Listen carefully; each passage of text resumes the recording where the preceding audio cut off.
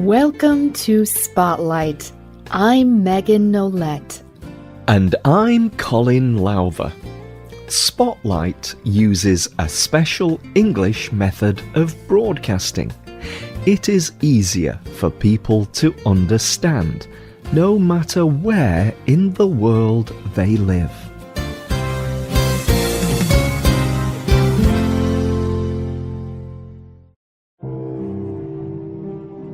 In 1997, Princess Kasune Zulu heard some very difficult words.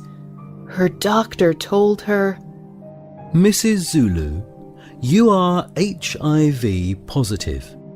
You have 6 more months to live. HIV is deadly. It is a virus that attacks the body's immune system. It then becomes the AIDS disease. There is no cure for AIDS. After hearing this terrible news, Zulu did not become sad or angry. Instead, she made a decision.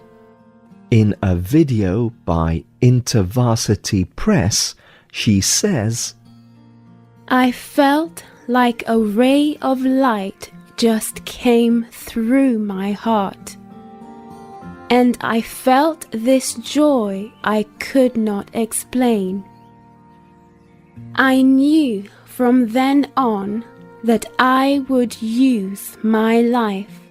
I would give my life to becoming a voice for those affected by HIV and AIDS. Today's spotlight is on Princess Kasune Zulu and her work to educate people about HIV and AIDS. Princess Zulu's life has always been affected by AIDS. Zulu's parents both died from AIDS when she was only 17 years old. Her brother and sister also died from AIDS. In fact, HIV and AIDS is a big problem in Zulu's home country of Zambia. And when adults die of AIDS, they leave behind their children. So, the first people Zulu started helping were children in her town. Zulu saw many children in her town living without their parents. They were extremely poor. She remembered how sad and alone she felt when her parents died. So she wanted to help these other children. She started a community school for them. Zulu has always believed that education and healthcare are connected. She believed that if these children had any chance of a good future, they needed an education. She thought she would only have 20 students. But on the first day, there were 60 children. She did not know how she would teach all these students. Yet she believed it was her mission. She tells WBEZ what gave her hope. She says, I felt this voice. It was a part of the Christian Bible. It said, I can do all things through Christ who gives me strength. And I said, okay, God, if you are crazy enough to trust me with $10 and these children? I am going to do this job.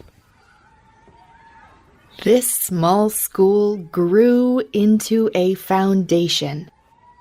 Today, it works to give people in Zambia clean water, healthcare, and basic education.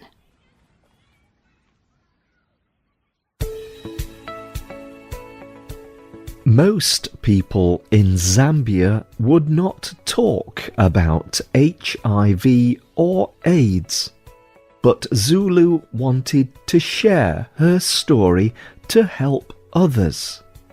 Dr. Manasseh Piri also wanted more Zambians to talk about their experiences. He was a well-known doctor, and he had a television program that talked about HIV, AIDS, and other health issues. When he first met Zulu, he asked her to share her story on his radio program. Zulu did not know how people would react to her story, but she bravely told the truth of being HIV positive. She answered a lot of questions. There were so many questions that she decided to begin her own radio program. It was called Positive Living, and it was on the radio for 5 years. People's reactions were very positive. The program was even later shared in 8 other languages.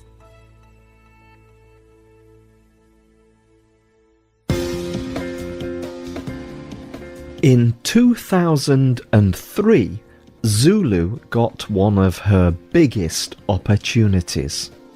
A friend asked Zulu if she would be part of a small group that would meet with the President of the United States. She was honored. In the US, Zulu told about the fight against HIV and AIDS in Africa. Ever since she was told that she had HIV, she wanted to teach more people about the disease. This was now her chance. The president sat next to her at a dinner. In her book, she writes what she said to him. I urged President Bush to remember that education and treatment cannot be separated. They must work together. Young people need to get an education so they can get better jobs and learn to protect themselves.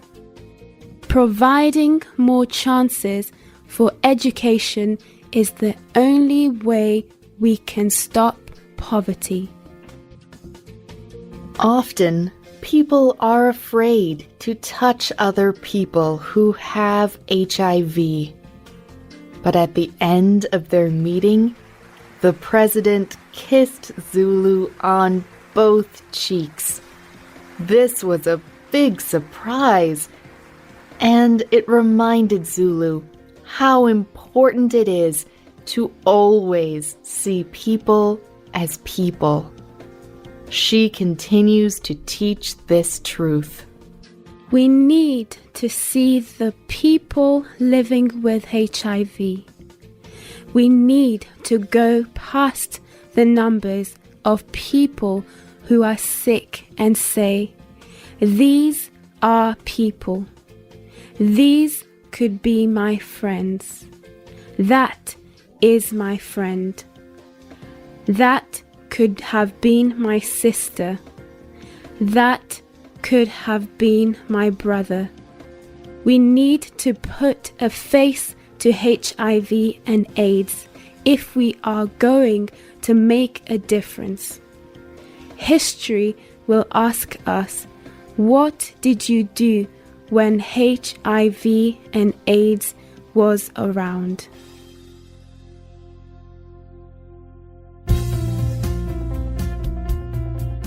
And she wanted to help even more people in her country. In 2016, Zulu won a seat in Parliament in Zambia.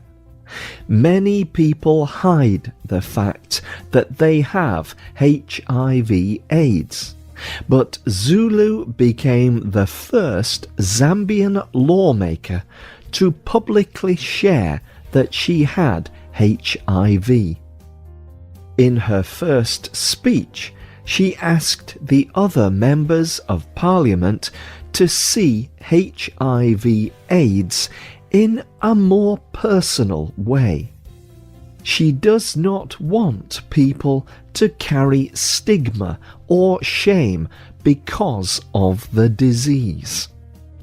Zulu does not want people to be afraid.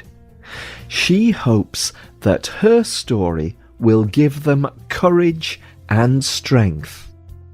Princess Kasune Zulu has never stopped working for people with HIV and AIDS. She has now lived with HIV for over 20 years, and every day she praises God for her life. On her Facebook page, she wrote, God has been good and gracious to me. To him is all the praise and honor. What can I say? Enjoy each day, defeat every struggle, and help those who have less than you do.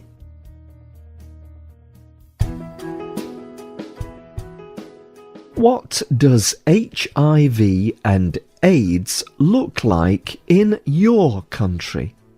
Are any leaders there open about their HIV status?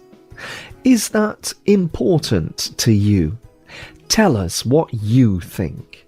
You can leave a comment on our website or email us at radio@radioenglish.net. The writer of this program was Lauren Anders Visser. The producer was Michio Ozaki. The voices you heard were from the United States and the United Kingdom. All quotes were adapted for this program and voiced by Spotlight. You can listen to this program again and read it on the internet at www.radioenglish.net. This program is called Princess Kasune Zulu, Positive Living. Visit our website to download our free official app for Android or Apple devices. We hope you can join us again for the next Spotlight program. Goodbye.